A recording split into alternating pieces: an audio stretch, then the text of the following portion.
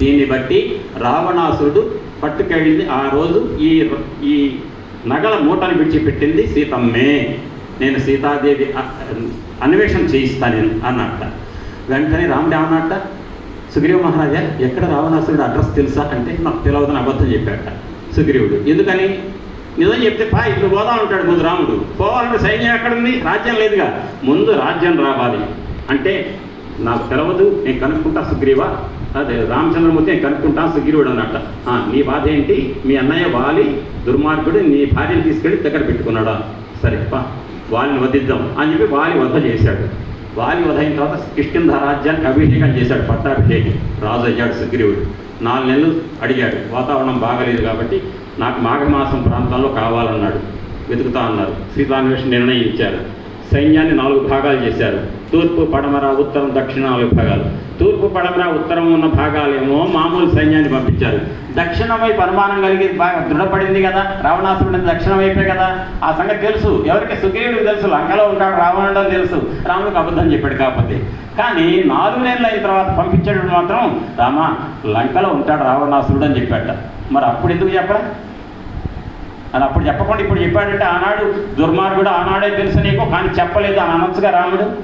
ఈ మాటని రామాయణంలో పెద్దలు ఏమంటారంటే, సుగ్రీవుడు వాలిని చంపిన తర్వాత సుగ్రీవుడి భార్య వాలి భార్య ఇద్దరు కూడా వానరులకు వాళ్ళ పద్ధతి వాళ్ళకు ఉంది. వాళ్ళు తమ్ముడు కానీ అన్న కానీ సరిపోతే వాళ్ళ భార్యను వీళ్ళ భార్యగా చేసుకోవచ్చు.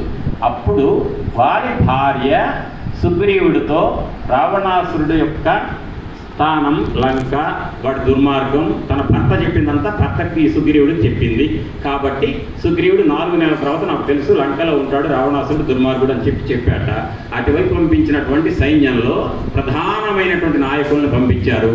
నాయకుడు ఎవరంటే ఆ సైన్యానికి అప్పుడు వధించబడినటువంటి సుగ్రీవుడి యొక్క అన్న అయిన వాలి యొక్క కుమారుడు అంగదుని నాయకుడిగా పెట్టి, అందులో పెద్ద వృద్ధుడైనటువంటి ఒక పెద్ద దిక్కు ఒకటి ఉండాలి సమాజ సలహాలు చెప్పడానికి, జాంబవంతుని పెట్టి, నలుడు నీలుడు గయుడు గవాక్షుడు అందరినీ పెట్టి, ఆంజనేయ స్వామి వారిని కూడా దక్షిణ దిగ్భాగాన పంపించేటువంటి సైన్యంలో పెట్టి పంపించాడు.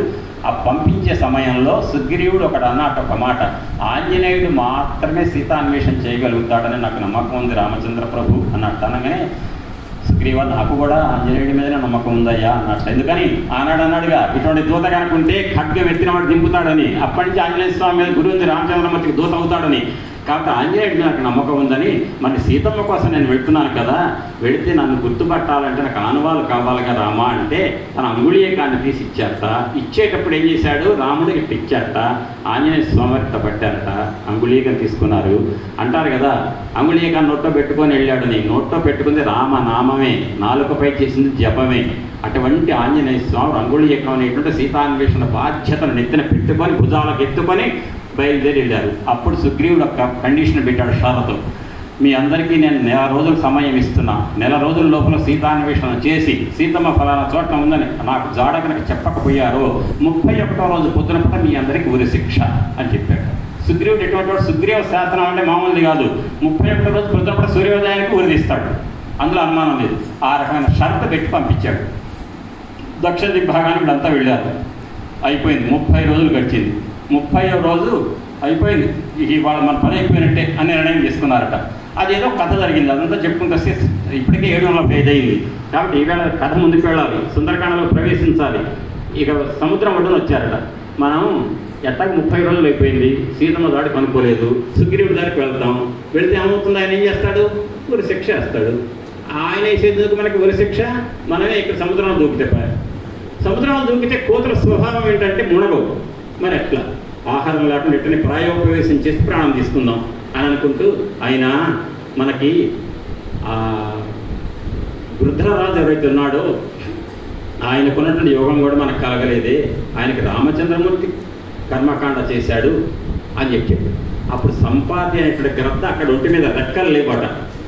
మా తమ్ముడి గురించి మాట్లాడుతున్నారు ఏంటి మీరు అన్నట్ట. అంటే మీకెట్లా తెలుసు అంటే, జటాయువు అనేటువంటి గ్రద్ద రావణాసురుడు సీతమ్మను అపహరించుకొని వెళ్తుంటే అడ్డుపడ్డాట జటాయువు. ఎవరా జటాయువు అంటే దశరథ మహారాజు స్నేహితుడట. మీరు అనొచ్చు దశరథ మహారాజు మానవుడు, గ్రద్ద ఏమో ఇది. గ్రద్దకి మానవుడికి స్నేహం ఏంటంటే ఆ యుగంలో వాళ్ళకి ఆ భాష పరస్పర మార్పిడి ఉంది. దశరథ మహారాజుకు స్నేహితుడిగా ఉన్నటువంటి జటాయువు పెరుగులాడి రావణాసుడితో కొట్లాడితే చివరికి రావణాసుడు చంపేశాడు జటాయువుని, ముందుకెళ్ళిపోయాడు. తర్వాత వస్తూ తెలుసుకున్నాడు రాముడు జటాయువు మా నాన్నగారి ఫ్రెండ్ అని. చివరికి జటాయువుకి అంతిమ సంస్కారాలు రామచంద్రమూర్తి చేశాడు. అదంతా గుర్తు తెచ్చుకొని జటాయువు పనే బాగుంది, హాయిగా చచ్చిపోతే రామచంద్రమూర్తితో కర్మకాండాలు చేసుకున్నాడు, మనం పోతే మనం చేసేవాడు ఎవడు లేడు అనుకుంటున్నారట.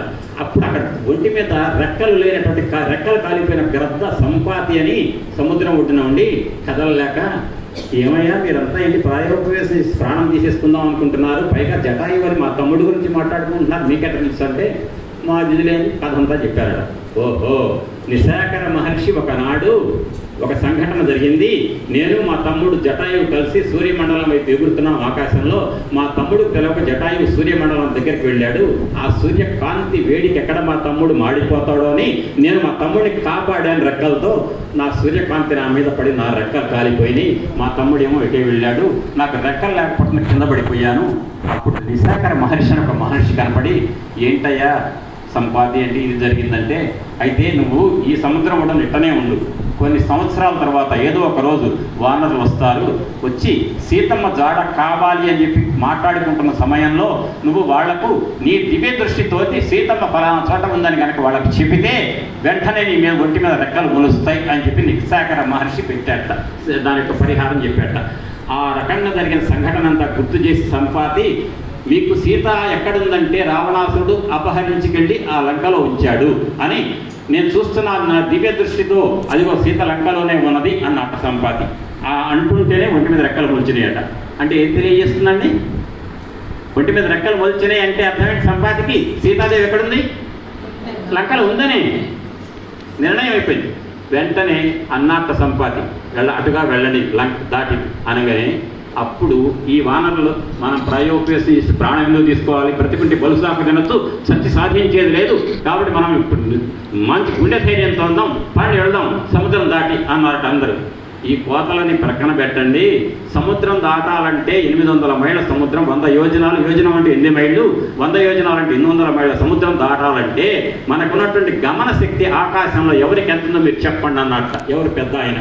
జాంబవంతుడు. అనగానే నాకు 10 యోజనాలు ఎగురుతా అన్నట్ట, ఇంకొక 20 యోజనాలు ఎగురుతా అన్నట్ట, ఇంకో 30 యోజనాలు ఎగురుతా అన్నట్ట. ఇవన్నీ ఎందుకయ్యా? 100 యోజనాల సముద్రం అయ్యా, 98 యోజనాలు ముందుకు వెళ్ళినా కూడా 2 యోజనాల యువత పడిపోతే సముద్రంలో పడితే ఉపయోగం ఉంది. 100 యోజనాలు ఎవరు వెళ్తారో చెప్పండి అంటే ఒక్కళ్ళు వాళ్ళ సామర్థ్యాలు చెప్పుకుంటూ వచ్చారట. చెప్తే చిట్ట చివరికి అంగదుడు అన్నట్ట, నేను 100 యోజనాలు దాడతా, కాకపోతే రిటర్న్ రాదు అన్నాడు. నువ్వు అక్కడికి పోయి రిటర్న్ రాకపోతే నీకోసం ఎవరు వస్తారయ్యా అన్నారు వీళ్ళు. అయినా నువ్వు నాయకుడివి, నాయకుడు ఎప్పుడు పని చేయకూడదు, చేయించాలి. లీడర్ అంటే ఏంటి? చేయించాలి. మేనేజర్ అంటే ఏంటి? చేయించాలి. Executive officer, he should not do work, he has to see that work is done by the followers, subordinates అని అంటుంటారు ఆఫీసుల్లో. అంటే ఒక ఎగ్జిక్యూటివ్ ఆఫీసర్ కనుక కూర్చొని పని చేసుకొని కూర్చుంటే వాడు ఆఫీసర్ పనికిరాడట మేనేజర్గా. మేనేజర్ ఎప్పుడు కూడా నోరు పెట్టుకొని వాళ్ళని మంచి మాటలతోటి వాళ్ళని చొచ్చారు కొట్టి పని చేయించాలి. అంగదా నువ్వు నాయకుడు అయ్యా, మాకు నువ్వు చేస్తా అంటే ఎట్ట నువ్వు వాగు అన్న అట్ట జాంబవంతుడు.